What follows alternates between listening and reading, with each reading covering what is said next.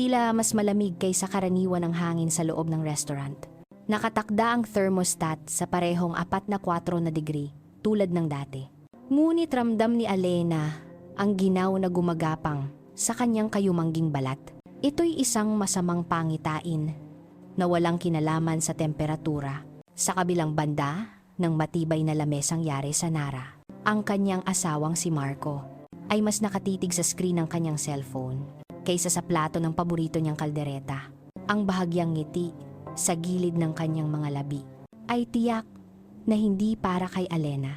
Ang ngiting iyon ay para sa ibang mundo, nakatago sa likod ng makinang na salamin sa kanyang mga kamay. Maingat na ibinaba ni Alena ang kanyang kutsara. Sinusubukang huwag gumawa ng ingay na maaaring makagambala sa kanyang asawa. Sa nakalipas na 6 na buwan, ang eksenang ito ay naging kanyang pang-araw-araw na buhay. Darating si Marco mula sa trabaho. Ibababa ang kanyang briefcase, maliligo, at pagkatapos ay didikit sa kanyang telepono na parang ito ang kanyang life support. Ang kanilang mga pag-uusap ay naging maikli at dekahon. Limitado na lamang sa mga tanong kung kumain na ba siya o kung mayroon ba siyang nakabinbin para sa susunod na araw. Mahal, kumusta ang meeting kaninang hapon? Tanong ni Alena.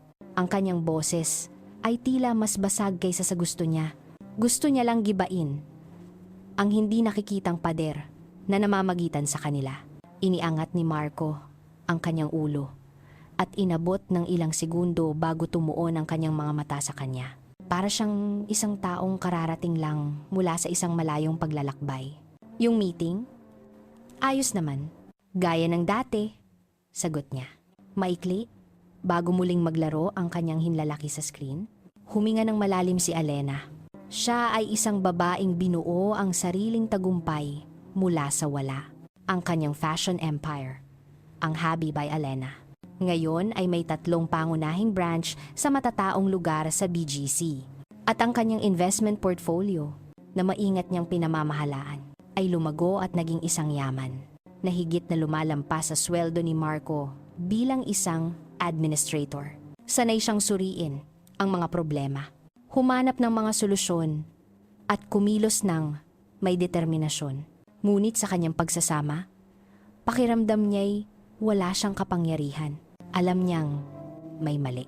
Ngunit patuloy siyang umaasa na ito'y isang pansamantalang yugto lamang. Isang panandaliang pagkabagot na malapit nang mawala. Nawasak ang pag-asang iyon ng gabing iyon.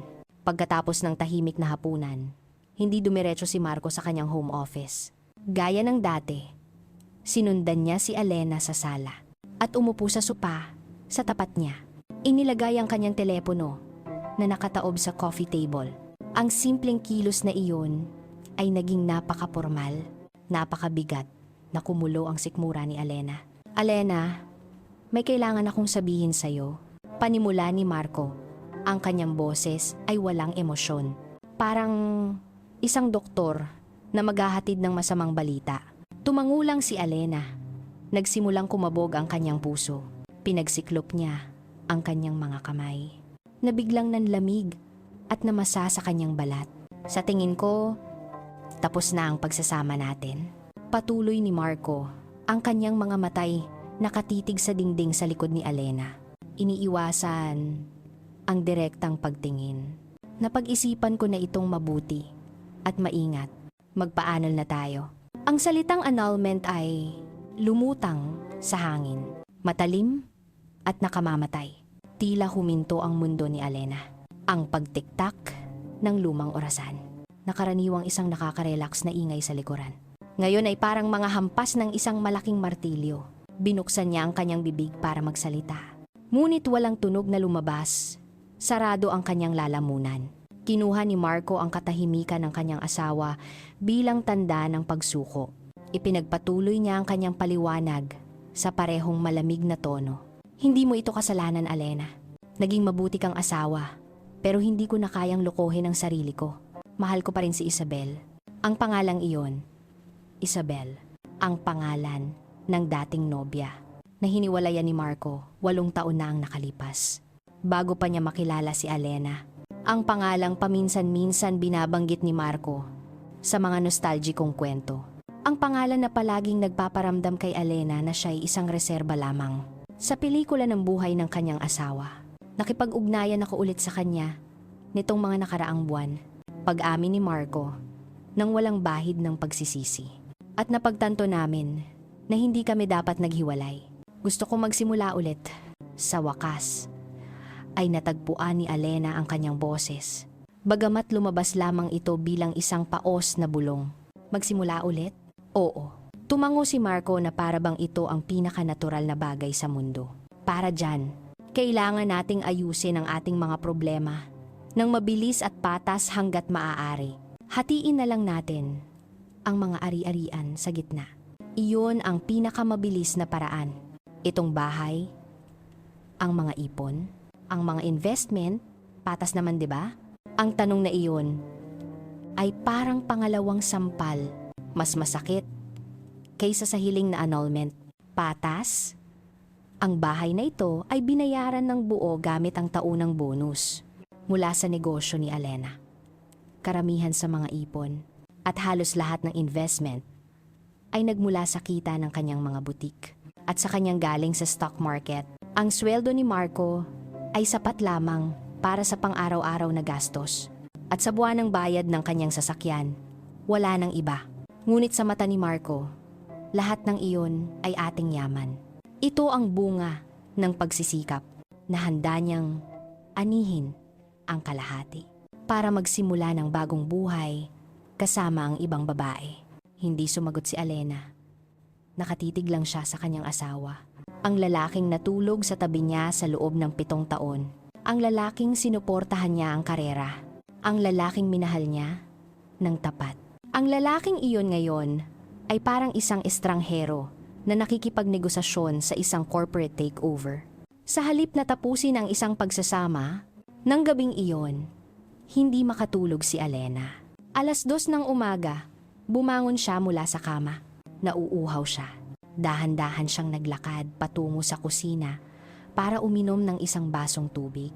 Nang madaanan niya ang home office ni Marco.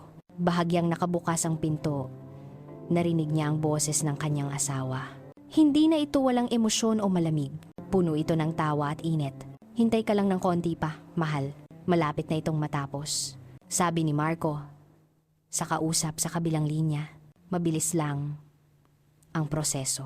Nasabi ko na sa kanya. Mayroong maikling katahimikan. Pinigil ni Alena ang kanyang hininga at inilapit ang kanyang tainga sa siwang ng pinto. Paano siya nag-react? Nagulat siya.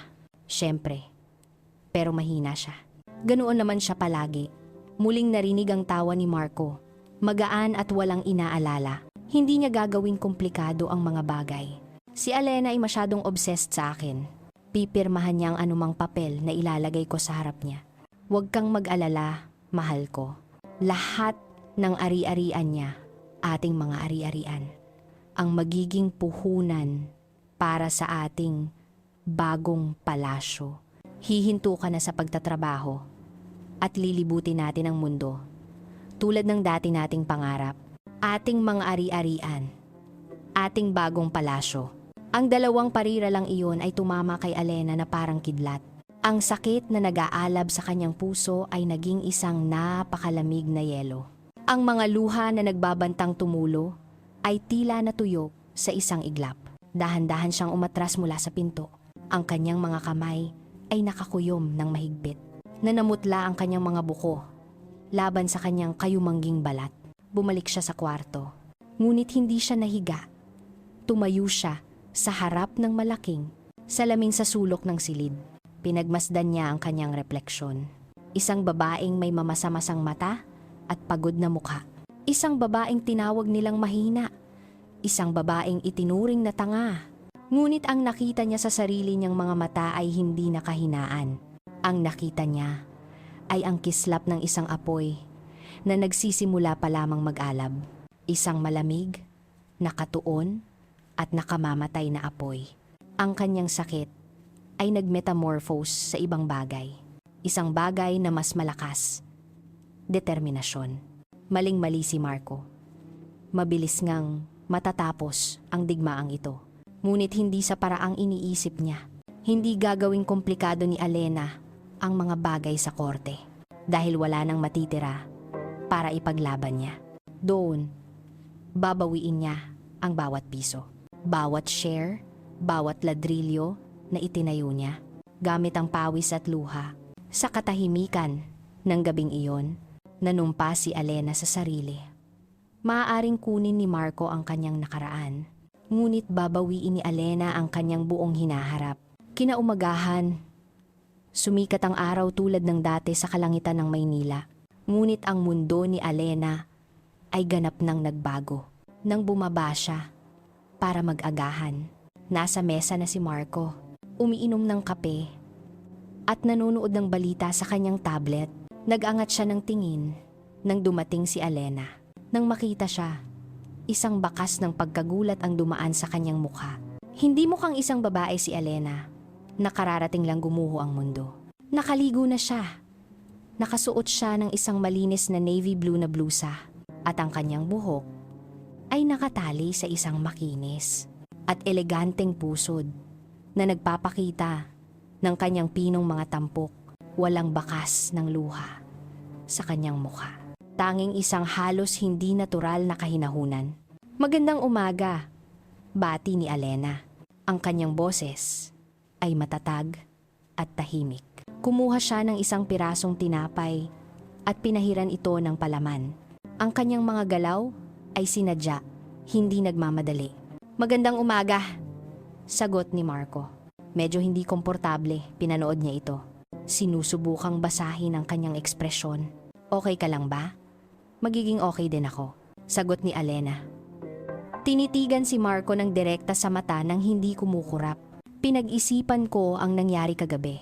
At tama ka, walang saysay na kumapit sa isang bagay na hindi na maaayos. Tapusin na natin to ng maayos. Nakahinga ng maluwag si Marco. Isang bahagyang ngiti ang lumitaw sa kanyang mga labi. Tulad ng inaasahan, si Alena ay sunod-sunuran at hindi gagawa ng drama. Natutuwa akong ganyan ka mag-isip, Alena. Nakatanggal ka ng tinik sa dibdib ko.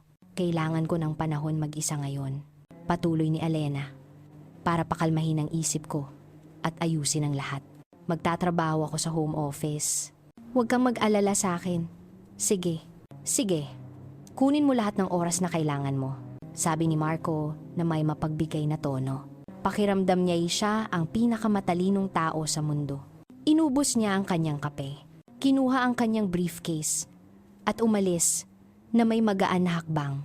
Kumbinsido na ang pinakamalaking hadlang ay madali nang nalutas. Sa sandaling nawala ang tunog ng kotse ni Marco sa kalye, agad na gumuho ang maskara ng kahinahunan ni Alena. Hindi siya umiyak, ngunit nanigas ang kanyang panga at ang kanyang mga mata ay napuno ng malamig na determinasyon. Sa halip na pumunta sa kwarto para umiyak, mabilis siyang naglakad patungo sa kanyang pag-aaral. Ang silid na iyon ang kanyang command center, ang lugar kung saan ipinanganak at lumaki ang kanyang negosyo. Ngayon, ang silid na iyon ang magiging headquarters para sa pinakamahalagang operasyon ng kanyang buhay. Nilak niya ang pinto, isang bagay na bihirang gawin niya. Pagkatapos, binuksan niya ang safe na nakatago sa likod ng isang painting. Sa loob ay hindi lamang mga alahas, kundi isang makapal na tumpok ng mga orihinal na dokumento. Inilatag niya ang lahat sa malawak na mesa. Ang titulo ng bahay, ang mga sertipiko para sa apartment na minana sa kanyang mga magulang, ang mga titulo sa mga commercial space na kanyang pinapaupahan, ang mga ulat ng stock portfolio, ang mga dokumento ng pagpaparehistro ng kanyang kumpanya, ang hobby by Alena, at ang mga financial report sa huling 5 taon. Binuksan niya ang kanyang laptop at isang spreadsheet. Sistematikong sinimulan niyang ikatalogo ang lahat ng ari-arian na pag-aari nila. Hinati niya ito sa 3 hanay. Unang hanay, eksklusibong akin. Ang nilalaman ay ang mga ari-arian na pag-aari niya bago ikasal, tulad ng apartment sa Makati at ang gintong bulyon na minana sa kanyang lola. Ang mga ari-ariang ito ay legal na sa kanya, ngunit alam niyang maaaring subukang kwestiyonin ito ng tuso na abogado ni Marco. Ikalawang hanay, bunga ng aking pagsisikap. Ito ang pinakamahabang hanay, ang bahay kung saan sila nakatira. Ang utang sa bahay na binayaran gamit ang taunang bonus mula sa kumpanya. Ang bahay bakasyunan sa Batangas na binili sa pangalan ng Hobby by Alena. Ang 3 branch ng boutique at lahat ng nasa loob nito, ang portfolio ng mga stock at pondo na ngayon ay umaabot sa milyon-milyong piso. Lahat ay nilikha gamit ang kita mula sa kanyang negosyo. 4 hanay. Pinagsamang ari-arian. Halos mapatawa si Alena nang makita ang hanay na ito. Ang nilalaman ay isang item lamang. Isang joint bank account na ang balanse ay tumataas at bumababa para sa mga gastusin sa pamumuhay. At 2 kotse, ang sa kanya na binili ng cash at ang kay Marco na hinuhulugan pa rin niya. Nang makita ang visualization na ito sa screen, naging mas malinaw ang kanyang galit. Ang hiling ni Marco na hatiin ang lahat sa gitna ay parang isang lantaran na pagnanakaw. Dumapo ang kamay ni Alena sa kanyang telepono. Nag-atubili sandali ang kanyang mga daliri sa kontak. Para sa karaniwang abogado ng kanyang kumpanya, hindi. Hindi niya maaaring gamitin ng pareho. Kilala rin siya ni Marco. Kailangan niya ng bago. Isang hindi inaasahan. Isang taong may mabigat na reputasyon. Naalala niya ang isang pangalan na binanggit ng isang kasosyo sa negosyo. Isang abogado, kilala bilang isang leon sa korte. Dahil sa kanyang matatalinong estratehiya. Sa kabila ng kanyang banayad na anyo, hinanap niya ang pangalan online. Attorney Renato De Leon and Associates. Nang walang pag-aalinlangan, tinawagan niya ang numero sa screen. Magandang umaga, De Leon and Associates. Isang boses ng babae ang narinig sa kabilang linya. Magandang umaga, nais kong makausap si Attorney Renato De Leon. Ito ay apurahan, sabi ni Alena. Ang kanyang boses ay matatag. Pagkatapos ng maikling paghihintay, isang malalim at mahinahong boses ang bumati sa kanya. Si Renato De Leon ito. Hello, Attorney De Leon. Ang pangalan ko po ay Alena Cruz. Nakuha ko ang inyong contact mula sa isang kasamahan. Kailangan ko po ng personal na konsultasyon sa lalong madaling panahon. Ito ay tungkol sa isang annulment at proteksyon ng ari-arian. Na-i-file na ba ang petisyon? Diretso sa punto si Renato. Hindi pa po. Mabilis na sagot ni Alena. At gusto kong matapos ang lahat bago pa iyon mangyari. Ayokong lumaban sa korte. Gusto kong tapos na ang giyera bago pa malaman ng kalaban na nagsimula na ito. Mayroong maikling katahimikan sa kabilang linya na para bang sinusuri ni Renato ang kanyang potensyal na kliyente. Gusto ko ang iyong diskarte, Ginang Cruz. Maaari ba kitang makita sa aking opisina ngayong tanghalian? Hindi po, putol ni Alena. Ayokong makita na bumibisita sa isang law firm. Maaari ba tayong magkita sa ibang lugar? Isang lugar na pribado. Muling katahimikan. Pagkatapos ay narinig ang boses ni Renato.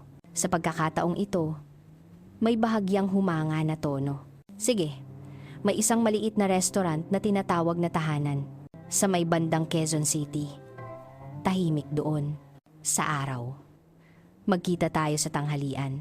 Pagkatapos mag-hang up, agad na tinawagan ni Alena ang pangalawang tao sa kanyang team. Ang kanyang financial advisor at stockbroker, si Elvira. Si Elvira ay isang napaka-pragmatikong babae na nasa katanghaliang gulang na namamahala sa bahagi ng mga investment ni Alena. Nang may malaking katapatan sa loob ng maraming taon. Elvira, kailangan ko ng tulong, sabi ni Alena nang walang paligoy-ligoy. Magpapaanul ako kay Marco. Mayroong sandaling katahimikan. I'm so sorry, Alena. Paano ako makakatulong sa iyo? Sagot ni Elvira. Ang kanyang tono ay propesyonal ngunit may pakikiramay. Kailangan kong mag-liquidate ng ilang posisyon sa lalong madaling panahon. Ngunit dahan-dahan para hindi maapektuhan ang merkado o makatawag ng pansin. At kailangan kong magbukas ng bagong brokerage account at isang bank account sa ibang bangko. Ganap na walang kaugnayan sa aking mga kasalukuyang account. Lahat ay dapat gawin sa ganap na lihim. Naiintindihan ko, sabi ni Elvira. Ipadala mo sa akin ang listahan ng mga stock na gusto mong i-liquidate muna. Ihahanda ko ang lahat ng kinakailangang dokumento para sa mga bagong account. Maaari tayong gumamit ng isang ganap na digital system para walang pisikal na sulat na maiiwan sa iyong bahay. Salamat, Elvira. May utang na loob ako sa'yo. Wala yon. Isipin mo na lang na ito ay isang malakihang portfolio restructuring. Sinubukan ni Elvira na pagaanin ang kalooban. Pagkatapos ng tawag, naramdaman ni Alena na medyo mas malakas. Nagsimula nang umikot ang mga gulong. Ngayon na ang oras para gawin ang unang tunay na hakbang. Ang hakbang para simulan ang proseso ng pagbawi sa kanyang buhay. Binuksan niya ang online banking app sa kanyang laptop. Naglogin siya sa joint account. Ang balanse ay nagpakita ng halos 2 milyong piso. Karamihan dito ay automatikong na-deposito 3 araw na ang nakalipas bilang dibidendo mula sa isa sa kanyang mga investment. Malinaw na hindi alam ni Marco o wala siyang pakialam sa pinagmulan ng perang iyon. Alam niya lang na may pera. Binuksan ni Alena ang menu ng transfer at inilagay ang account number para sa kanyang kumpanya, Habibay Alena, sa field ng halaga. Nag-type siya ng 1,500,000 piso sa memo line. Isinulat niya ang bayad sa mga supplier ng tela, autumn collection. Ito ay isang napakalohikal na dahilan at maaring patunayan ng isang pro forma invoice na maaari niyang likhain anumang oras. Nag-hover ang kanyang daliri sa confirm button. Ang kanyang puso ay mabilis na tumitibok. Ito ang punto ng walang pagbabalik. Ito ang unang akto ng aktibong pagtatago ng ari-arian. Mayroong panginginig ng takot. Ngunit sa likod nito ay dumating ang isang alon ng mas malaking kapangyarihan. Pinindot niya ang button. Transaksyon matagumpay. Isinara niya ang laptop.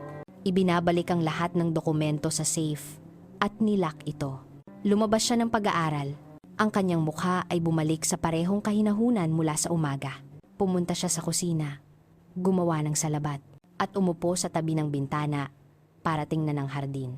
Nang bumalik si Marco, ng gabing iyon, natagpuan niya si Alena na nagbabasa ng libro sa sala. Nakahinahon ka na ba ng kaunti? Tanong niya. Oo, mahinang sagot ni Alena. Isinara ang libro. Handa na akong simulan ang proseso kahit kailan mo gusto. Ngumiti si Marco nang may kasiyahan.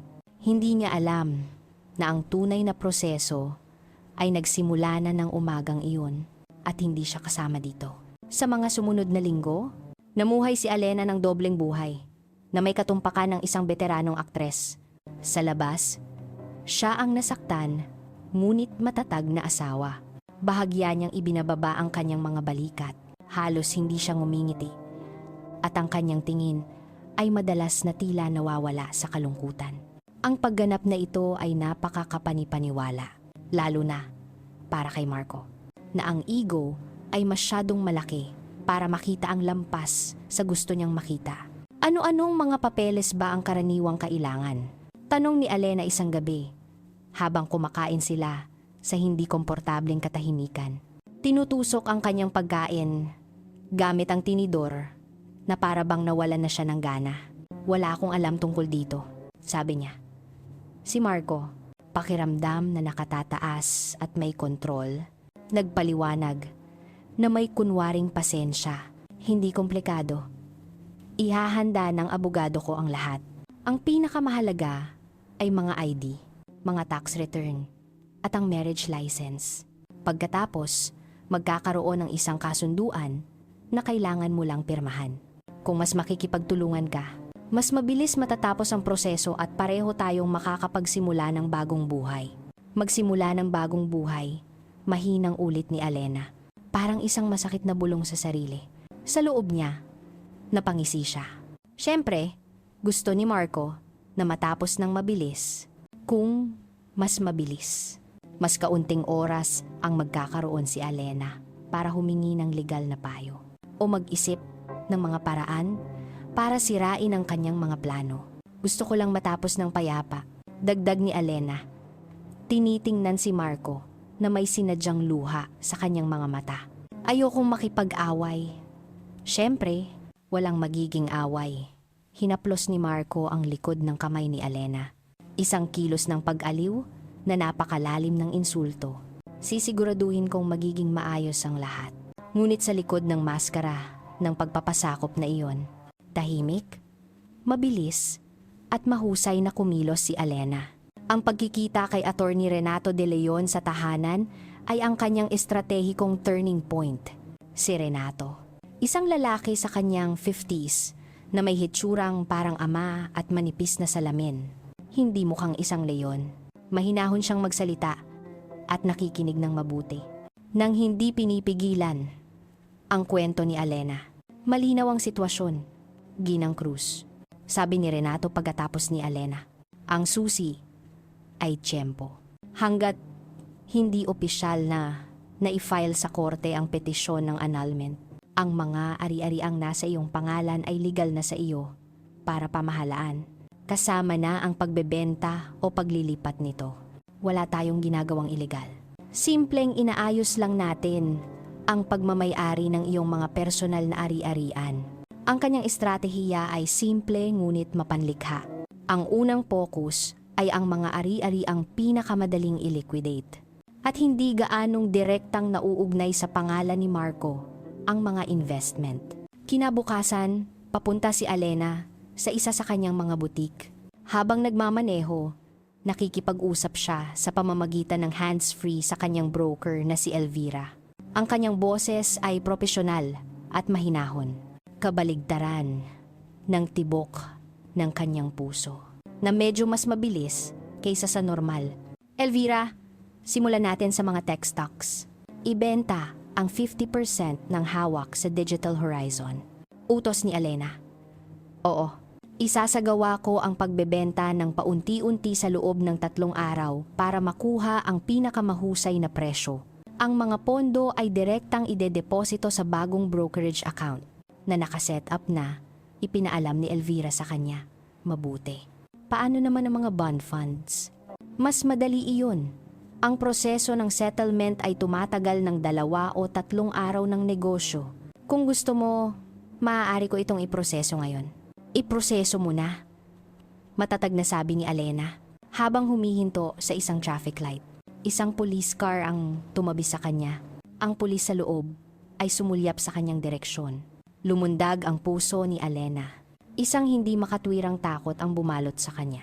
Bilang isang babae sa Pilipinas, ang tanawin ng patrol car ay laging nagdudulot ng isang natatanging tensyon. Ngunit ngayon, pakiramdam niya ay isa siyang kriminal.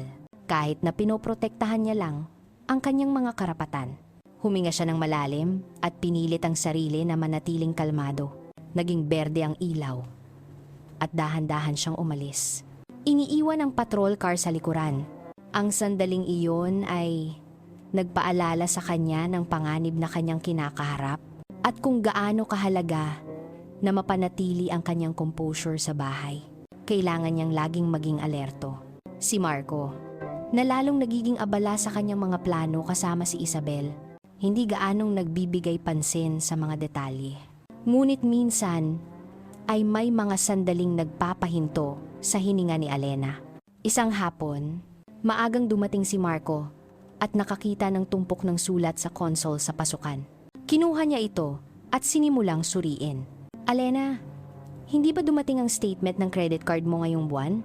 Tanong niya habang binubuksan ang sobre ng sarili niyang bill. Huminto ang puso ni Alena sa isang segundo.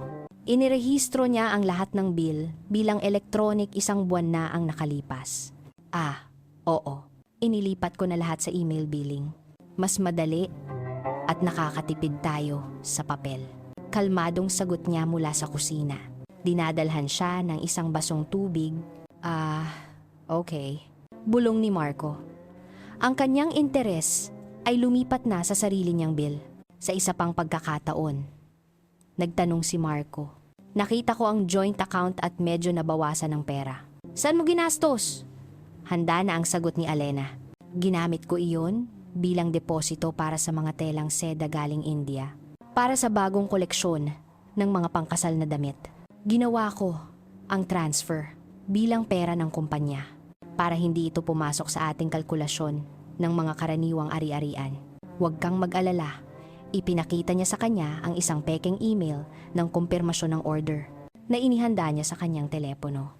Ang paliwanag na tumutukoy sa mga aspeto ng lohika at negosyo ay napakakapani-paniwala. Si Marco, na hindi naiintindihan ang pasikot-sikot ng negosyo ni Alena, ay simpleng tumango na lang at hindi na nagtanong pa. Bawat maliit na kasinungalingan na nagtatagumpay, bawat lihim na transaksyon na nagpatuloy nang walang problema, ay nagbibigay sa kanya ng kumpiyansa. Lalo siyang naging dalubhasa sa pagtatago ng kanyang mga bakas. Gumagamit siya ng VPN tuwing ina-access niya ang kanyang mga lihim na account. Nakikipag-usap siya kay Renato at Elvira sa pamamagitan ng mga naka-encrypt na messaging app. Siya ay isang multo sa loob ng kanyang sariling sistemang pinansyal. Isang gabi, nakaupo si Alena sa kanyang pag-aaral. Matagal nang nakatulog si Marco. Sa screen ng kanyang laptop ay isang spreadsheet na pinangalanang Project Kalayaan. Naglalaman ito ng listahan ng lahat ng ari-ari ang kanyang na-secure. Kakatanggap niya lang ng kumpirmasyon mula kay Elvira na ang kabuuan mula sa pagbebenta ng mga tech stocks ay matagumpay na nailipat sa kanyang bago. Nakatagong bank account na may malamig na kasiyahan. Inilipat niya ang cursor sa hanay na nagsasabing Digital Horizon Shares. Nag-type siya ng kumpleto sa hanay ng status. Tiningnan niya ang salita sandali. Bawat kumpleto na kanyang tinatype ay isang hakbang palayo sa isang masakit na nakaraan. At isang hakbang palapit sa isang hinaharap na ganap niyang kontrolado. Isinara niya ang laptop. Mabigat ang maskara. Ngunit ang pabigat na tinatanggal sa kanyang mga balikat ay mas magaan. Patuloy niyang gagampanan ang papel ng sunod-sunurang asawa hanggang sa ganap na bumagsak ang kurtina. At kapag dumating ang sandaling iyon, handa na siyang tanggapin ang palakpakan para sa kanyang pinakadakilang pagganap. Mag-isa sa entablado. Matapos masecure ang mga liquid asset tulad ng mga stock at pondo, alam ni Alena na ang susunod na hamon ay mas komplikado at mapanganib. Oras na para lumipat sa mga pisikal na ari-arian, mga bloke ng yaman na hindi maililipat sa isang click lang. Real estate. Ang kanyang mga mata ay nakatuon sa pinakamahalagang target sa kategoryang ito. Ang marangyang beach house sa Batangas na madalas nilang gamitin tuwing weekend. Ang bahay ay binili 3 taon na ang nakalipas. Hindi personal, kundi bilang isang ari-arian ng kumpanya ni Alena. Hobby by Alena. Ang katotohanan ito ay parehong kahinaan at susi sa kanyang estratehiya. Ang plano na ibenta ang bahay ay nangangailangan ng labis na pag-iingat. Hindi na ito isang tahimik na digital na transaksyon, kundi isang proseso na kinasasangkutan ng mga notaryo, mga pisikal na dokumento, at mga potensyal na mamimili. Dito naging krusyal ang papel ni Renato. Sa pagkakataong ito, nagkita sila sa isang abalang pampamilyang restaurant sa oras ng tanghalian. Ipinaliwanag ni Renato ang plano sa mahinang boses sa gitna ng ingay ng lugar. Magsasagawa tayo ng isang lehitimong transaksyon sa pagbebenta, ipinaliwanag ni Renato. Ibenta ng Hobby by Alena ang bahay. Ang mamimili ay ang ating bagong investment society, Skyline Holdings. Ang kumpanyang ito, sa papel, ay ganap na pagmamay-ari ng iyong ina. Tumango si Alena, nauunawaan ang direksyon, kaya ang pera ay lilipat lang mula sa account ng aking kumpanya. Sa isang kumpanyang kontrolado ng aking ina? Eksakto, sa teknikal na paraan. Ang pera ay lumalabas sa saklaw ng mga ari-arian ng Hobby by Alena. Kaya hindi ito maaaring i-claim bilang isang asset ng kumpanya sa paghahati ng ari-arian. Ngunit sa praktika, ito ay nananatili sa ilalim ng iyong ganap na kontrol sa pamamagitan ng iyong ina. Itatakda natin ang presyo ng pagbebenta ng bahagyang mas mababa sa merkado para lumikha ng isang nakakakumbinsing dahilan para sa isang mabilis na transaksyon. Inihayag ni Renato. Nagsimula na ang proseso. Mabilis na ipinroseso ni Renato ang pagpaparehistro ng Skyline Holdings. Samantala, sinimula ni Alena na ihanda ang mga dokumento ng pagbebenta mula sa Habi by Alena sa pamamagitan ng kanyang pinagkakatiwalaang manager, si Mang Tony. Kailangan nilang kumilos ng mabilis. Kung mas matagal ang proseso ng pag-aari, mas malaki ang pagkakataon na makarating ang balita sa mga tainga ni Marco. Ang sandaling pinakakinatatakutan ni Alena ay dumating na. Isang weekend. Lumapit si Marco sa kanya na may hindi pangkaraniwang saya. Mahal, may maganda akong ideya, sabi niya. Gamit ang isang pangalan na matagal na niyang hindi ginagamit. Punta tayo sa beach house sa susunod na linggo. Isama natin si Isabel para ipakita sa kanya. Sabihin na nating ito'y isang maagang pagpapakilala bago maging formal ang lahat. Nanikip ang dibdib ni Alena. Ang hiling ay hindi lamang walang pakiramdam, kundi napakapanganib para sa kanyang plano. Ang tahasang pagtanggi ay magdudulot ng hinala. Marco, sagot ni Alena, sinusubukang maging pagod. Ayokong pumunta doon ngayon, masyadong maraming alaala. Huminto siya at idinagdag ang impormasyong inihanda niya. Bukod pa riyan, ang bahay ay kasalukuyang nasa merkado para sa pangmatagalang upa. Si Mang Tony ang namamahala dito at sinabi niya sa akin, may ilang seryosong kandidato na titingin ngayong linggo. Mas mabuting wag nang makialam ngayon. Kung makakakuha tayo ng kita mula sa upa mamaya, maganda rin iyon para sa atin, di ba? Gumana ang pain. Sa pag-asam ng kita mula sa bahay, nagningning ang mga mata ni Marco. Oo nga, magaling ka talagang gumawa ng pera. Papuri niya sa kanya nang hindi napapansin ang kabalintunaan ng kanyang mga salita. Sige, hayaan mo na kay Mang Tony. Sabihin mo sa kanya na singilin ang pinakamataas na upa na posible. Oo, tapos paghahatian natin ang kita. Siyempre mahal, sagot ni Alena na may bahagyang ngiti. Ngunit si Marco ay mapusok. 3 araw pagkatapos, nagpasya siyang pumunta sa Batangas mag-isa nang hindi nagsasabi kay Alena. Ginamit niya ang dahilan na gusto niyang suriin ang kondisyon ng bahay bago ito paupahan. Ngunit ang kanyang tunay na intensyon ay kumuha ng ilang larawan para ipagyabang kay Isabel. Sa sandaling pumasok ang kotse ni Marco sa driveway ng bahay, ang puso ni Alena na milya-milya ang layo sa Maynila ay tila huminto. Kakatanggap niya lang ng maikling text mula kay Mang Tony. Nandito ang boss. Relax lang po kayo. Kontrolado po ang sitwasyon sa bahay sa Batangas. Si Mang Tony, isang nasa katanghaliang gulang na lalaki na ang katapatan kay Alena ay hindi matitinag, ay ginagampanan ng kanyang papel ng perpekto. Sa katunayan, kasama niya roon ang isang batang mag-asawa, ang kanyang pamangkin at ang asawa nito na nagpapanggap na mga potensyal na nangungupahan mula sa Europa. Magandang umaga po, sir. Magalang na bati ni Mang Tony. Nang pumasok si Marco, nagpakilala siya bilang isang kaakibat na ahente ng real estate. Hindi lamang manager ng Habi by Alena.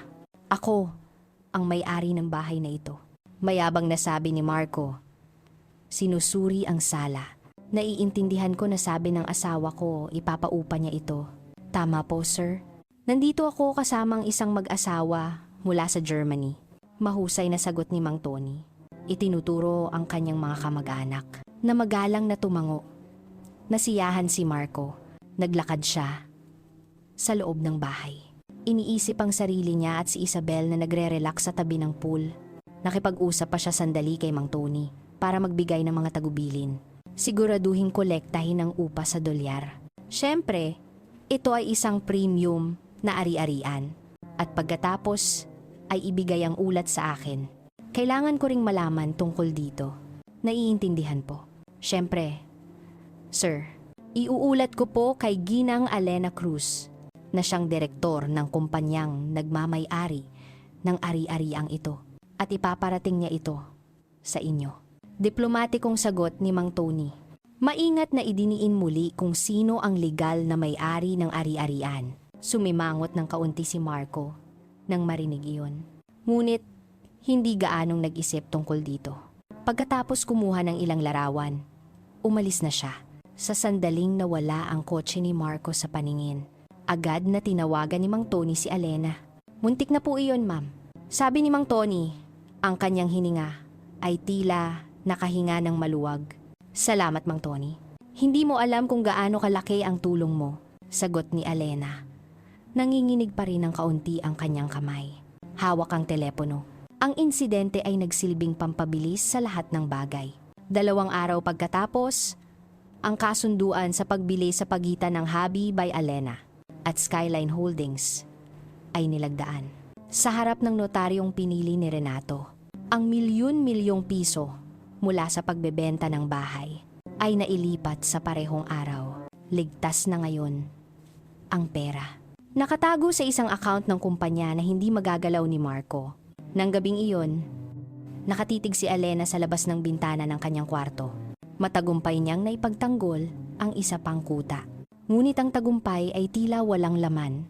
Kailangan niyang lansagin ang gusali ng kanyang buhay ng paunti-unti.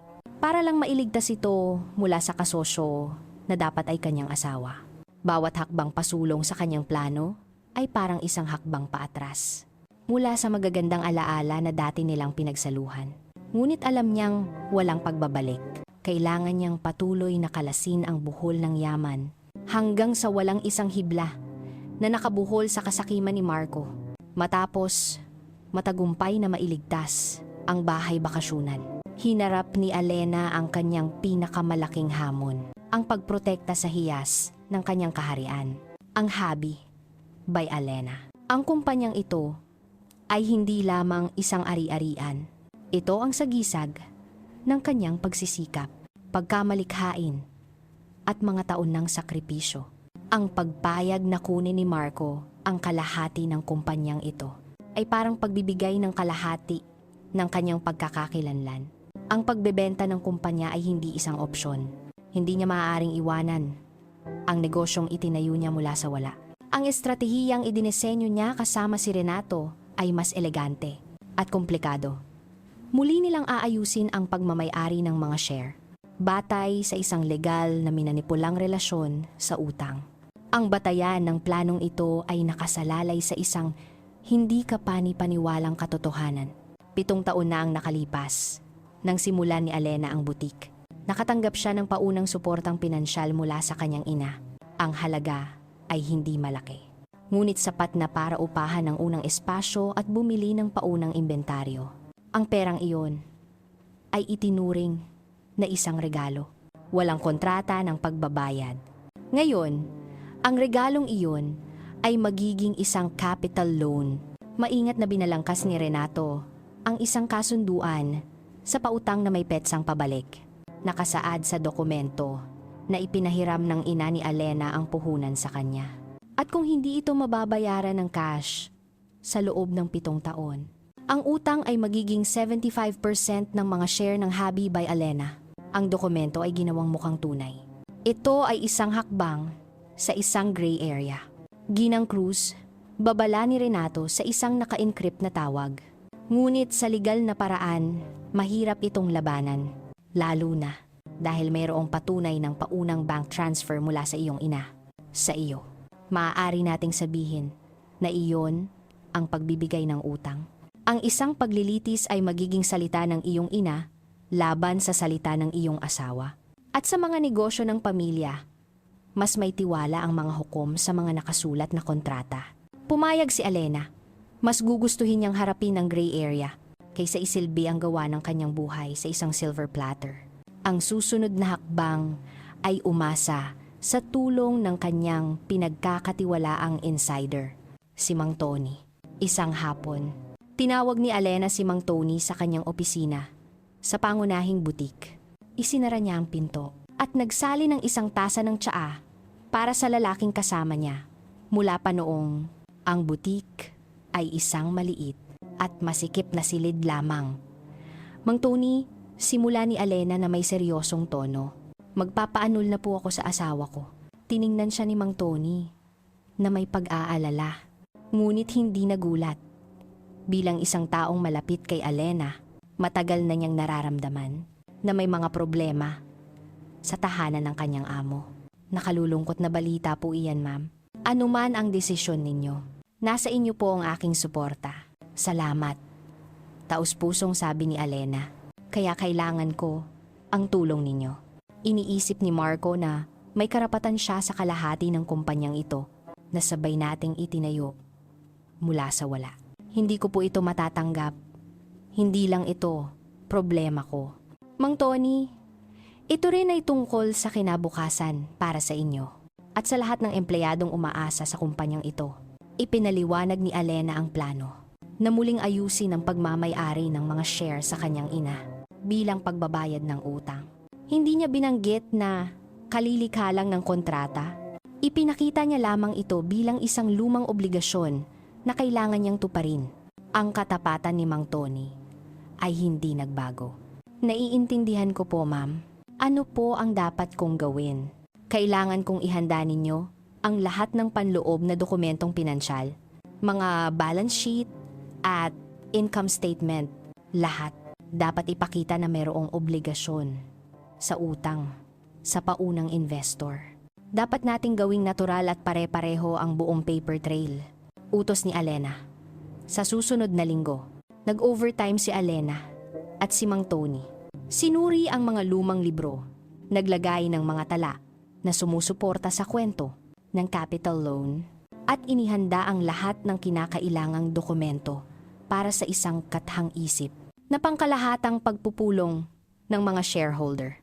Tanging si Alena bilang mayoryang shareholder at ilang mga empleyado sa antas ng pamamahala na may hawak na mga minoridad na stake bilang bahagi ng incentive program ang dadalo sa pulong na iyon. Lahat sila ay tapat kay Alena at aaprubahan ang anumang kanyang imumungkahi sa takdang araw. Ang pamamaraan ng paglilipat ng share ay isinagawa sa opisina ng notaryo. Ang kanyang ina, isang retiradong babae na may banayad na anyo, ngunit matatalim na mata. Tulad ng kanyang anak, ay pumirma sa mga dokumento nang hindi nagtatanong ng marami. Hinawakan niya lang ang kamay ni Alena at sinabing, "Bawiin mo ang sa iyo, anak." Gamit ang selyo at pirma ng notaryo sa kasulatan. Ang 75% ng pagmamay-ari ng Habi by Alena ay opisyal na napunta sa kamay ng kanyang ina. Magpapatuloy si Alena na hawakan ang posisyon ng CEO at magkakaroon ng ganap na kontrol sa pang-araw-araw na operasyon ng kumpanya. Ngunit sa papel, hindi na siya ang mayoryang may-ari. Ang tunay na halaga ng kumpanya ay ligtas na ngayon sa legal na abot ni Marco. Nang hapong iyon, matapos ang lahat, nag-iisa si Alena sa saradong pangunahing butik. Hinaplos niya ang magagandang damit na nakadisplay. Ramdam ang tekstura ng mataas na kalidad na tela. Nailigtas niya ang kanyang kaharian. Ngunit ang pakiramdam ng tagumpay ay may bahid ng kapaitan. Pakiramdam niya'y isa siyang general na kailangang sunugin ang sariling mga bukirin para hindi ito mapunta sa kamay ng kaaway. Pinrotektahan niya ang kanyang negosyo sa pamamagitan ng pagtalikod sa opisyal na pagmamay-ari nito. Isang masakit na sakripisyo, ngunit kinakailangan. Tiningnan niya ang sarili sa malaking salamin sa sulok. Ang kanyang mukha ay mukhang pagod, ngunit ang kanyang mga mata ay nagniningning na may hindi matitinag na determinasyon. Hindi pa tapos ang laban. Ngunit ang kanyang pangunahing kuta ngayon ay nakatayo ng matatag at hindi mapasok. Sa paglipas ng panahon, nagsimulang gumuho ang mayabang na kahinahuna ni Marco. Dahan-dahan, si Isabel, na noong una ay matiyagang naghintay, ay lalong naging walang pasensya. Ang pangarap ng marangyang buhay na ipinangako ni Marco ay tila lalong lumalayo at sinimulan niyang ibuhos ang kanyang pagkabigo sa kanya. Halos 2 buwan na, kailan ba ito matatapos? Hiling ni Isabel sa isang tawag, ang kanyang boses ay matinis. Sawa na akong maghintay sa maliit na apartment na ito. May nakita na akong bahay sa Forbes Park, pero patuloy na tumataas ang mga presyo. Hintay ka lang, mahal. Sinubukang pakalmahin siya ni Marco. Ang mga legal na proseso ay nangangailangan ng oras, sabi ni Alena. Inaayos niya ang lahat ng financial report para sa isang patas na distribusyon. Nakikipagtulungan siya. Nakikipagtulungan? Isang sarkastikong tawa ang narinig sa kabilang linya. Inaayos niya ba? O itinatago? Masyado kang malambot. Dapat mong kontrolin. Suriin mo lahat ng kanyang account, ang kanyang mga investment. Baka nailipat na niya lahat ng pera. Magsisimula tayo mula sa walang dala. Ang mga salita ni Isabel ay sumugat sa pagkalalaki ni Marco. Ang tawaging malambot ang pinakamalaking insulto sa kanya. Dahil sa pagdududang itinanim ni Isabel, nagpa siyang magsimulang mag-imbestiga dahil ayaw niyang magmukhang balisa sa harap ni Alena. Lihim siyang kumilos ng gabing iyon habang naliligo si Alena. Pumasok si Marco sa home office, binuksan ang laptop at sinubukang buksan ang portal para sa isa sa mga joint investment account na matagal na niyang hindi tinitingnan. Inilagay niya ang username at password na kanyang naaalala. Nabigo. Sinubukan niya ulit, ngunit patuloy na nabibigo. Lumitaw ang mensahe sa screen. Mali ang username o password. Sinubukan niya ang password recovery function. Umaasang ipapadala ang recovery link sa kanyang email. Ngunit ipinaalam sa kanya ng sistema na ang link ay ipinadala sa pangunahing nakarehistrong email address. Sa pagkakaalam niya, iyon ang personal na email ni Alena. Isang masamang pakiramdam ang nagsimulang bumalot sa kanya. Kinabukasan, tumawag siya sa customer service ng brokerage firm. Pagkatapos ng isang komplikadong proseso ng pag-verify ng pagkakakilanlan, sa wakas ay nakausap niya ang isang empleyado. Hindi ako makapag-login sa aking account. Ang account number ay nagtatapos sa 34. Reklamo ni Marco. Opo sir, hayaan niyo pong tingnan ko, sabi ng empleyado. Pagkatapos ng sandaling katahimikan, muling nagsalita ang empleyado. Ayon po sa aming data, ang password para sa account na ito ay pinalitan 2 linggo na ang nakalipas. Ng pangunahing may-ari, si Ginang Alena Cruz. Medyo bumilis ang tibok ng puso ni Marco. Pinalitan? Bakit pinalitan? Wala po kaming impormasyon sa dahilan, sir. Bilang pangalawang may-ari, wala po kayong autorisasyon na baguhin ang password o humiling ng recovery. Dapat niyo pong kontakin ang pangunahing may-ari. Galit na ibinaba ni Marco ang telepono. Nang gabing iyon, naglakas loob siyang harapin si Alena.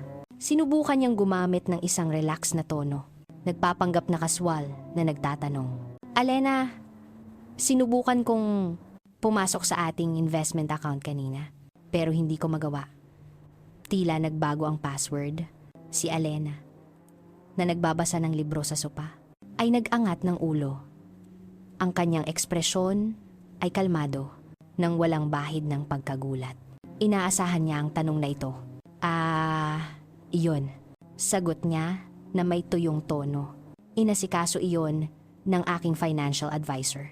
Sa proseso ng annulment, napagkasunduan na siya muna ang magkakaroon ng access para masigurong walang transaksyon ng pagbili o pagbebenta ng alinmang partido bago ang opisyal na desisyon ng korte.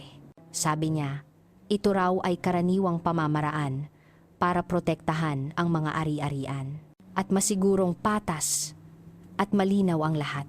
Ang paliwanag ay mapanlikha.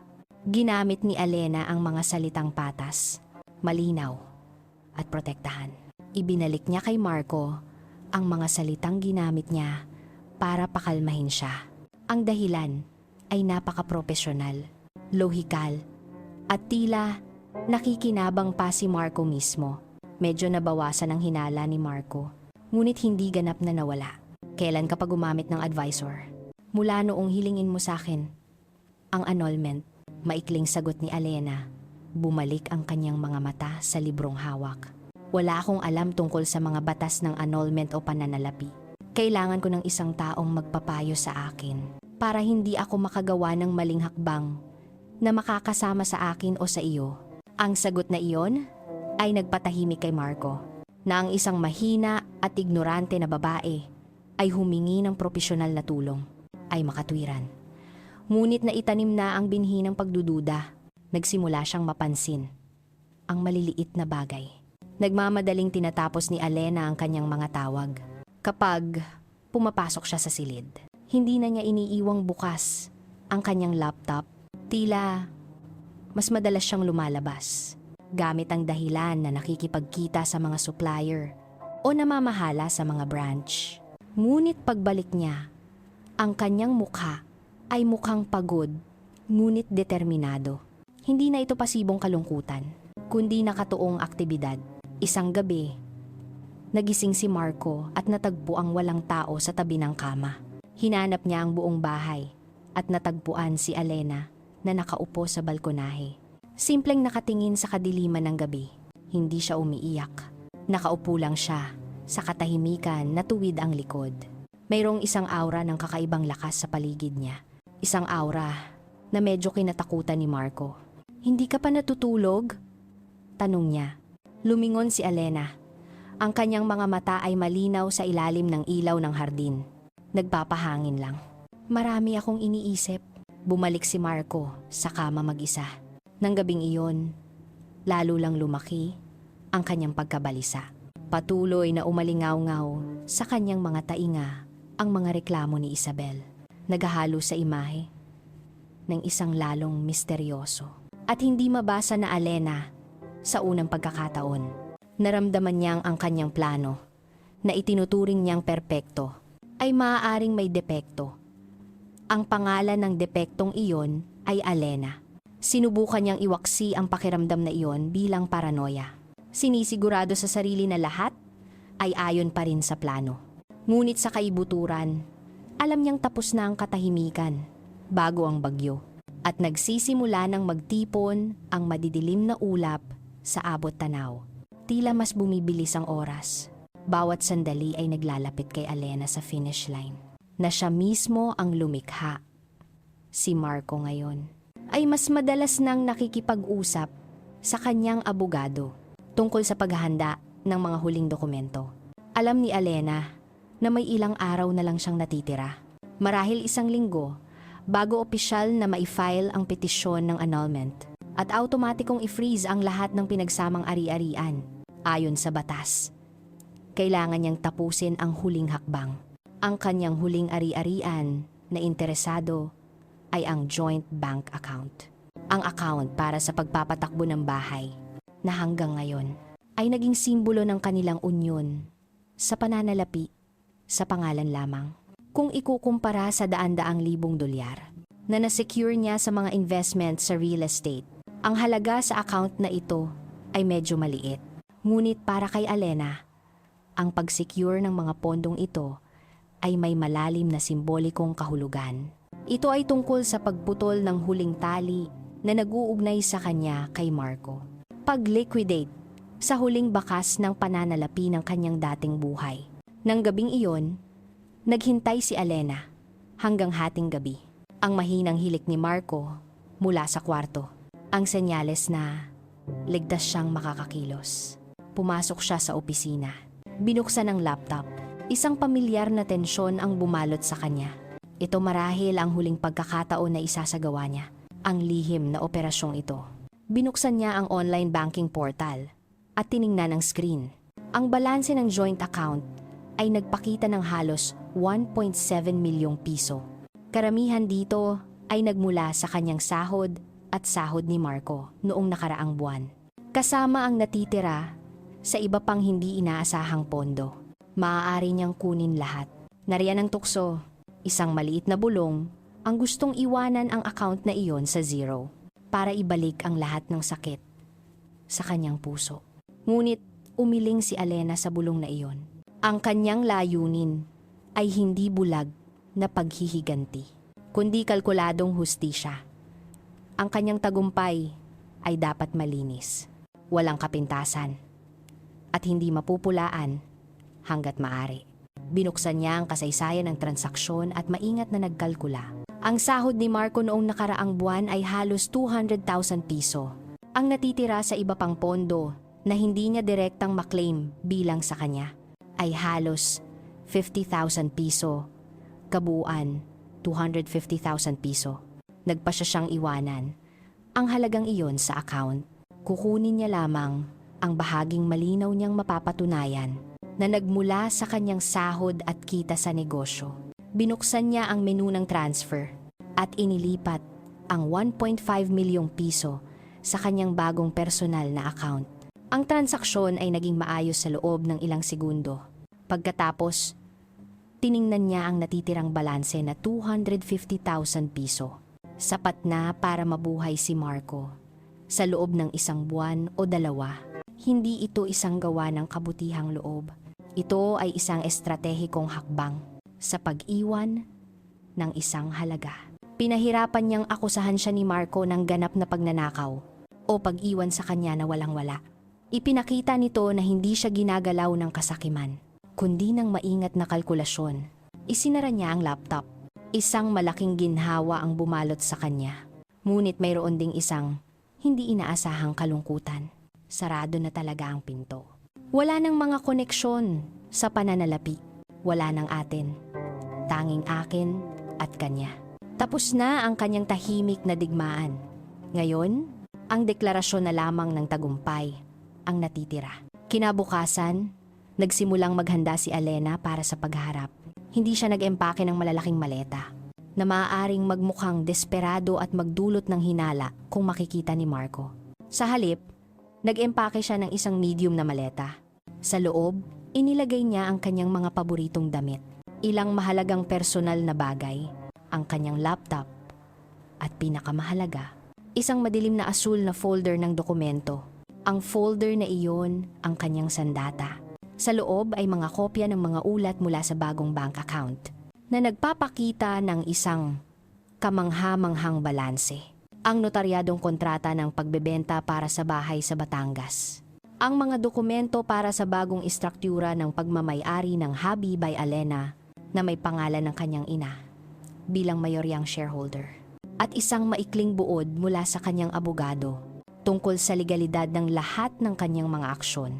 Perpektong nakaayos. Bawat papel sa loob ng folder ay isang bala na handang iputok. Sa susunod na 2 araw, sinunod niya ang kanyang karaniwang gawain. Ngunit may mas mataas na antas ng pagkaalerto. Naghihintay siya tuwing uuwi si Marco mula sa trabaho. Kumakabog ang kanyang puso, iniisip kung ito na ba ang sandali. At noong Biyernes ng hapon, dumating ang sandali. Umuwi si Marco na may mas magaan na hakbang kaysa dati. Isang ngiti ng kasiyahan ang naglalaro sa kanyang mga labi. Sa kanyang kamay, dala niya ang isang mamahaling brown leather briefcase. Kakain tayo sa labas ngayong gabi, sabi ni Marco na may peking masayang tono. May ipapakita ako sa iyo. Isipin natin itong isang pagdiriwang ng simula ng ating mga bagong magkahiwalay na buhay. Tiningnan ni Alena ang briefcase sa kamay ni Marco.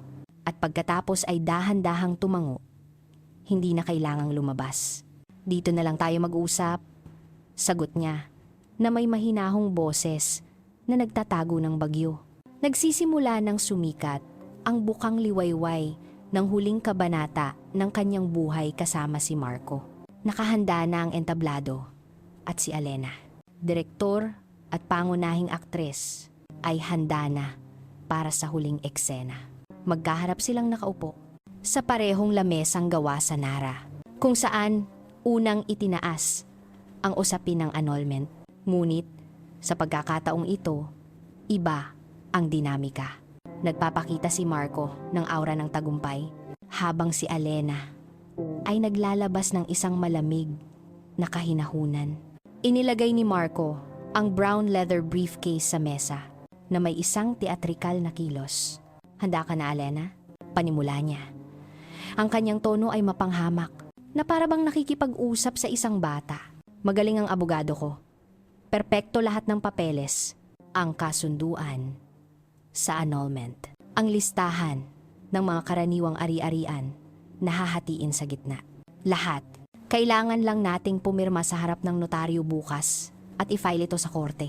Mabilis, malinis, at walang drama. Itinulak niya ang briefcase papunta kay Alena. Basahin mo muna, para kontento ka. Idinetalye ko lahat. Itong bahay, ang bahay bakasyonan, ang mga ipon, ang halaga ng iyong negosyo. Hahatiin natin ito ng patas, Alena. Hindi man lang hinawakan ni Alena ang briefcase. Hinayaan niya itong manatili sa pagitan nila na parang isang monumento sa kasakiman ni Marco. Sa halip, kinuha niya ang sarili niyang asul na folder na nasa upuan sa tabi niya. Sa parehong mahinahong kilos. Inilagay niya ito sa mesa. Naghanda rin ako ng ilang dokumento para makita mo. Sabi ni Alena. Ang kanyang boses ay malinaw at hindi nanginginig. Bahagyang tumawa si Marco. Isang tawa ng paghamak. Anong mga dokumento? Isang liham mula sa iyong spiritual guro? Hindi na kailangan, Alena. Hindi ito isang emosyonal na problema. Ito ay legal. Hindi pinansin ni Alena ang sarkasmo. Binuksan niya ang asul na folder at inilabas ang unang papel. Ito ay isang kopya ng ulat ng joint account na may petsa ng araw na iyon. Ito ang ating joint account, sabi ni Alena. Idinulas ang papel papunta kay Marco. Ang balanse ay 250,000 piso. 125,000 para sa iyo. 125,000 para sa akin. Patas, 'di ba? Nagbago ang mukha ni Marco. Nawala ang kanyang ngiti. Anong pinagsasabi mo? Ang ating ipon ay daan-daang libo. Inilabas ni Alena ang pangalawang papel. Ang ulat mula sa kanyang bagong bank account na may mahabang hanay ng mga zero sa dulo. Iyon ay aking ipon, hindi ating ipon. Pera mula sa aking sahod, mga bonus ng kumpanya at kita sa investment. Lahat ay inilipat dito. Nanlaki ang mga mata ni Marco sa hindi paniniwala. Ikaw, hindi mo maaaring gawin iyan. Hindi. Oo, kaya ko. Sagot ni Alena. Ngayon ay inilalabas ang ikatlong papel. Ang kontrata ng pagbebenta para sa bahay bakasyonan. At tungkol sa bahay bakasyonan, huli ka na. Ang bahay na iyon ay hindi personal na ari-arian. Ito ay isang ari-arian ng kumpanya. At ako, bilang administrator ng Hobby by Alena noong panahong iyon, nagpa siya na ibenta ito noong nakaraang buwan para sa kahusayan ng negosyo. Heto ang legal na kontrata ng pagbebenta. Hinablot ni Marco ang papel mula sa kanyang mga kamay. Nakita niya ang pangalan ng kanyang kumpanya, Hobby by Alena, bilang nagbebenta at isang hindi kilalang pangalan, Skyline Holdings, bilang mamimili. Nagsimulang manginig ang kanyang mga kamay. Ito ay imposible! Hindi ako nagbigay ng pahintulot! Hindi kailangan ng iyong pahintulot. Ito ay isang transaksyon ng kumpanya. Ipinaliwanag ni Alena nang may nakamamatay na pasensya at ang pera mula sa pagbebenta ay napunta sa account ng kumpanya. Pera na, syempre. Hindi maaaring hatiin bilang pinagsamang personal na ari-arian. Hirap na huminga si Marco. Namula ang kanyang mukha sa galit at isang takot na dahan-dahang gumagapang ang kumpanya. At least may karapatan ako sa kalahati ng iyong kumpanya. Sabay natin itong itinayo. Talaga? Itinaas ni Alena ang isang kilay. Inilabas niya ang huling dokumento. Ang pinaka-nakamamatay sa lahat. Isang kopya ng kasulatan ng pagbabago ng pagmamayari para sa Hobby by Alena. Ayon sa notaryadong kasulatan na ito, ako ay isang minoridad na shareholder lamang sa aking kumpanya. Ang 75% ng mga share ay pag-aari ng aking ina bilang kondisyon sa pagbabayad ng puhunan na hiniram ko noong sinimulan ko ang negosyo. Isang utang na nag-mature bago mo hilingin ang annulment. Anong pagkakataon, 'di ba? Tiningnan ni Marco ang dokumento. Ang pangalan ng ina ni Alena ay malinaw na nakasulat bilang mayoryang shareholder. Nanlambot ang kanyang mga tuhod. Lahat ng kanyang mga plano. Ang palasyo kasama si Isabel. Ang kanyang marangyang hinaharap. Lahat ay gumuho sa harap ng kanyang mga mata sa loob ng wala pang 5 minuto. Ito ay pandaraya, sigaw niya. Hinampas ang mesa. Ito ay ilegal. Ninakaw mo ang aking pera. Idedemanda kita. sisirain kita. Sa unang pagkakataon, ngumiti si Alena. Hindi isang mainit na ngiti, kundi isang malamig na ngiti na puno ng tagumpay. Tumayo siya mula sa upuan. Idemanda mo ako. Ang aking abogado ay matutuwang harapin ka sa korte. Ngunit tanungin mo muna ang iyong abogado. Tanungin mo siya kung iligal para sa isang asawa na pamahalaan ang mga ari-arian na legal na nakarehistro sa kanyang pangalan. Kung ilegal na magbenta ng mga ari-arian ng kumpanya. Kung ilegal para sa isang tao na bayaran ang kanyang mga utang. Huminto si Alena. Hinahayaang lumubog ang kanyang mga salita. Sinabi mong mahina ako. Nagkamali ka.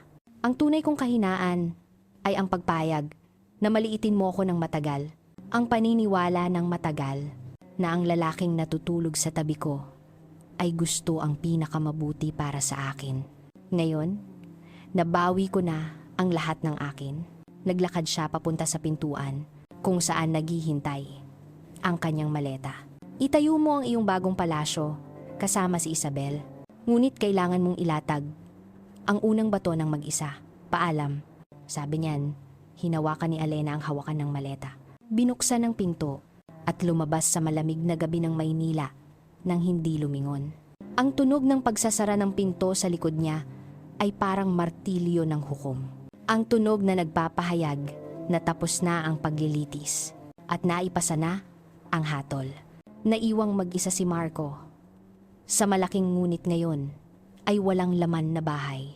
Napapalibutan ng mga piraso ng papel ng kanyang mga wasak na plano. Ang katahimikan na iniwan ni Alena ay mas nakabibingi kaysa sa mga sigaw ni Marco.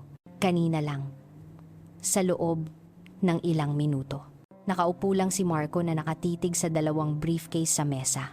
Ang kanyang brown leather briefcase na ngayon ay walang silbi at ang asul na folder ni Alena na naging lapida ng kanyang hinaharap. Tumama sa kanya ang katotohanan na may lakas ng isang tren. Hindi ito isang bangungot. Ito ay totoo. Ang kanyang unang reaksyon ay pagtanggi na may halong gulat. Kinuha niya ang kanyang telepono. Ang kanyang mga kamay ay nanginginig ng husto. Halos hindi niya madayal ang numero ng kanyang abogado. Perez, sigaw niya sa sandaling kumonekta ang tawag nang walang oras para sa formalidad. Niloko ako ng asawa ko. Inilipat niya lahat ng pera. Ibinenta niya ang bahay bakasyunan. Inilipat niya ang mga share ng kumpanya. Ito ay pandaraya. Kailangan natin siyang idemanda. Dapat i-freeze ang lahat. Sa kabilang linya, isang pagod na buntong hininga ang narinig mula sa abogado. Kalma lang po, Mr. Cruz. Ipaliwanag niyo sa akin ng dahan-dahan.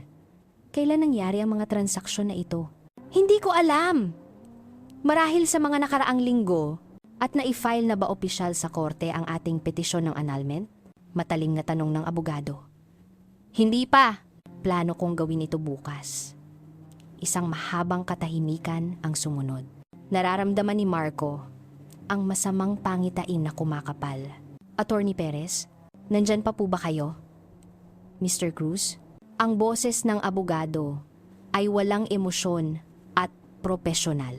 Kailangan kong sabihin sa iyo ang isang malupit na katotohanan. Kung lahat ng transaksyon ay nangyari bago opisyal na ma-file ang ating petisyon ng annulment at ang mga ari-ariang iyon ay legal na nasa pangalan ng iyong asawa o ng kanyang kumpanya, ang ginawa niya ay sa halos lahat ng pagkakataon ay ganap na legal. Legal? Daing ni Marco. Hindi makapaniwala sa kanyang naririnig. Hindi po iyon pagnanakaw, sir. Iyon po ay tinatawag na asset management. Sa legal na paraan, hanggat walang hatol ng korte o asset freeze, malaya siyang gawin ang gusto niya sa mga ari-ariang sa kanya. Dapat ay na-file niyo na ang petisyon. Sa sandaling nagpa siya kayong maghiwalay, binigyan niyo siya ng masyadong maraming oras mula sa legal na pananaw. Hindi kanya niloko. Nilamangan ka lang niya. Nabitawan ni Marco ang telepono at bumagsak ito sa sahig na may mahinang kalabog. Nilamangan ang mga salitang umalingaw-ngaw sa kanyang ulo. Si Alena na itinuring niyang mahina. Sunod-sunuran at tanga ay nilampasan siya ng ganap. Ang sumunod na naisip ay si Isabel. Kailangan niyang sabihin sa kanya na may nanginginig pa ring mga kamay. Tinawagan niya ang kanyang kasintahan. Hello, mahal? Ano nang nangyari? Kailan tayo pipirma? Ang boses ni Isabel ay masaya at puno ng pag-asa. Isabel, may problema, bulong ni Marco. Ang kanyang boses ay paos. Ang pera, ang mga ari-arian. Kinuha lahat ni Alena. Wala nang natira. Katahimikan. Hindi ng pagkagulat, kundi isang malamig at nakamamatay na katahimikan. Anong ibig mong sabihin na wala na?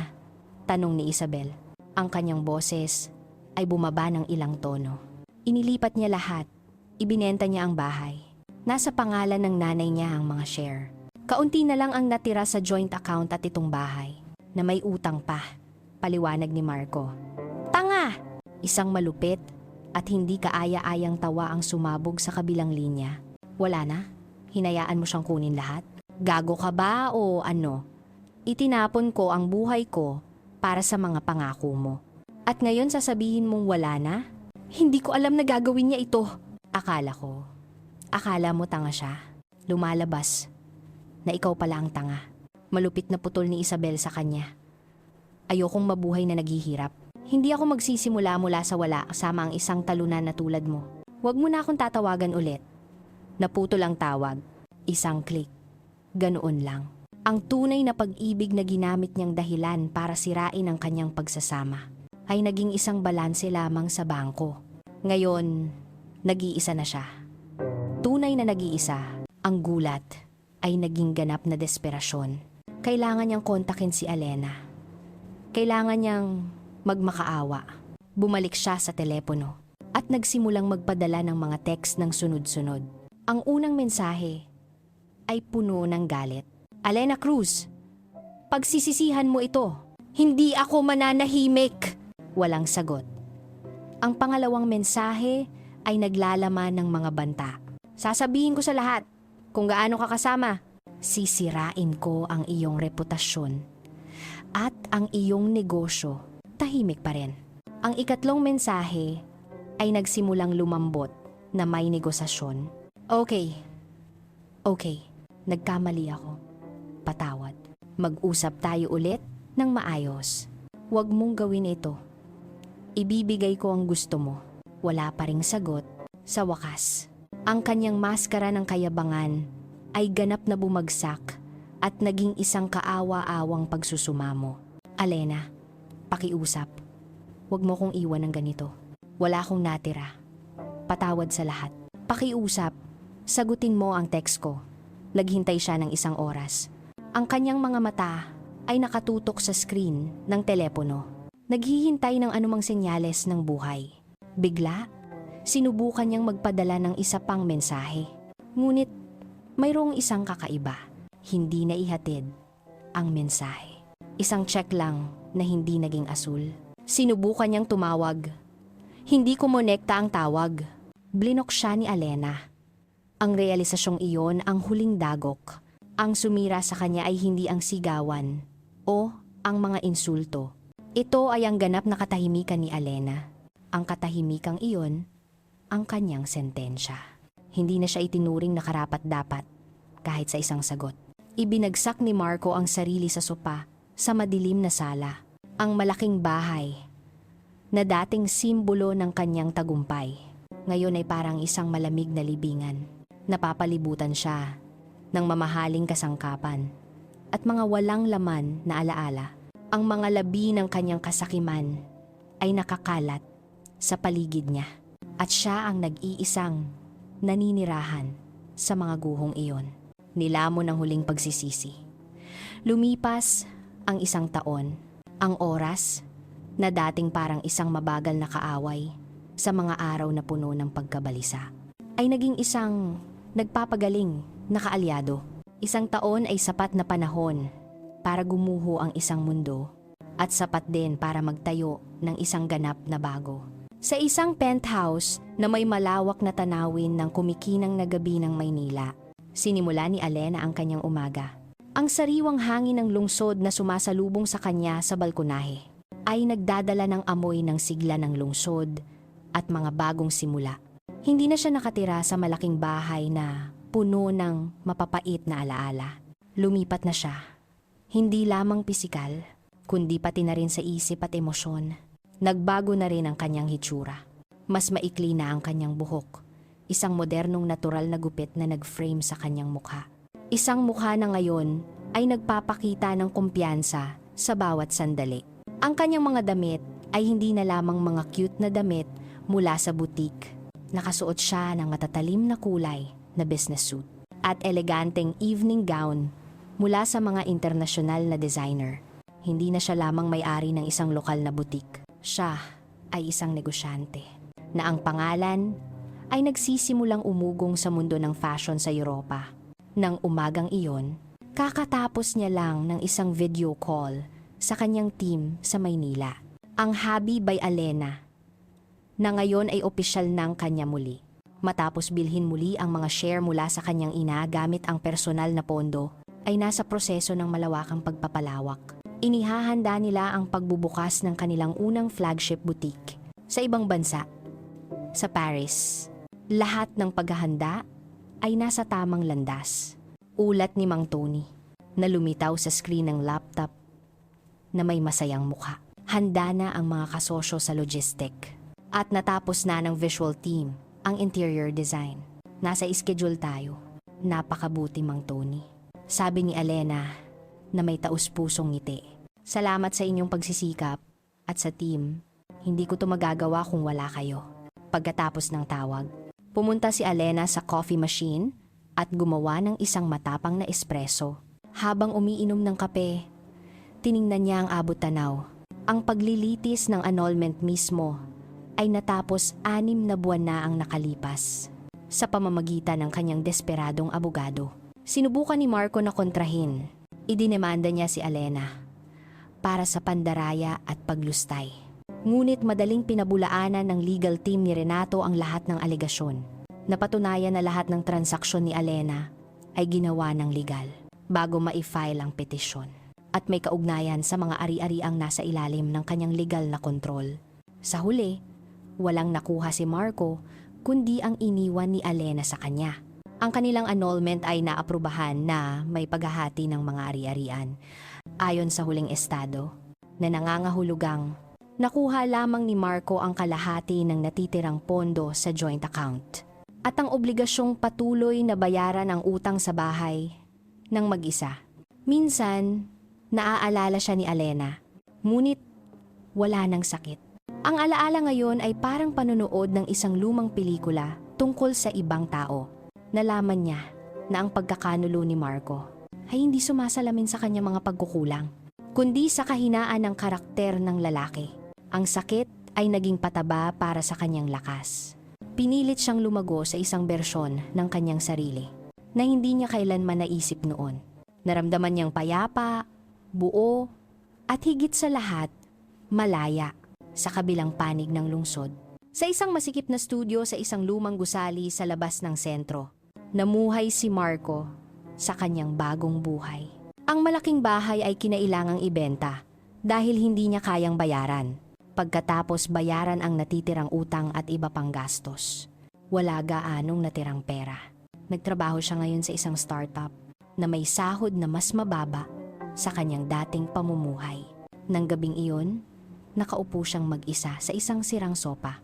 Ang kanyang silid ay tanging ilaw lamang ng kanyang cellphone ang nagbibigay liwanag. Nagbabrowse siya sa social media. Isang lumang ugali.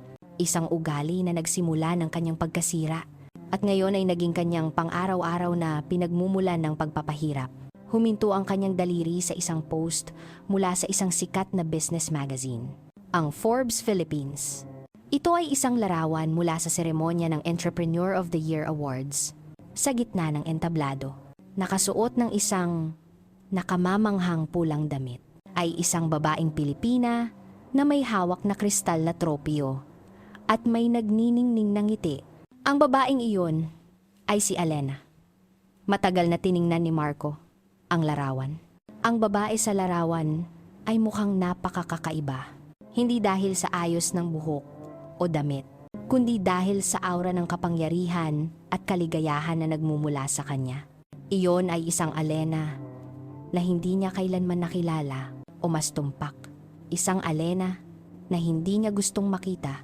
Noon, tumama sa kanya ang huling pinakamasakit na realisasyon. Napagtanto niya na ang kanyang sinayang ay hindi lamang pera o ari-arian. Sinayang niya ang isang babaeng may talino para magtayo ng isang kaharian. Ang lakas para malampasan ang mga bagyo at ang katapatan para manatili sa kanyang tabi. Lahat ng katangiang itinuring niyang kahinaan, pasensya, integridad, ang kabaitan ni Alena, ay sa katunayan ang mga haligi ng kanyang lakas. Itinapon niya ang isang diamante. Nabulag sa kislap ng murang salamin na tinatawag na Isabel. Si Isabel. Ang huling pagkakataong nakita ni Marco, siya ay sa social media rin. Nakapost na malambing kasama ang isa pang mas matandang mayamang lalaki. Nagpatuloy ang siklo. At isa lamang siya sa mga biktima ng kanyang sariling katangahan. Ang pagsisisi ay parang asido sa kanyang sikmura. Hindi lamang pagsisisi sa pagkawala ng yaman, kundi isang mas malalim na pagsisisi sa kanyang kahangalan, kayabangan at kabiguan bilang isang lalaki. Pinatay niya ang telepono at ang kadiliman ng silid ay tila nilamon siya ng buo. Ang tanging ari-ariang natira sa kanya ay ang walang hanggang pagsisisi. Bumalik sa penthouse, ibinaba ni Alena ang tasa ng kape. Tiningnan niya ang kanyang refleksyon sa malaking bintana sa likod niya. Ang loob ng eleganteng apartment ay nakikita sa harap niya. Nakalatag ang isang maningning na tanawin ng lungsod, puno ng mga pangako at oportunidad. Hindi na siya lumingon pabalik. Ang nakaraan ay isang aral, hindi isang bilangguan, na may bahagyang ngiti ng katiyakan. Tinalikuran niya ang bintana, handang salubungin ang bagong araw at handang sakupin ang isang bagong mundo. Dumating na ang bukang liwayway. At ang bukang liwayway na ito ay ganap na sa kanya. Kung ikaw si Alena, ano ang unang hakbang na gagawin mo para protektahan ang iyong sarili? Ibahagi ang iyong saloobin sa comment section sa ibaba. At kung nagustuhan mo ang kwentong ito, huwag kalimutang mag-subscribe para sa higit pang mga nakaka-inspire na salaysay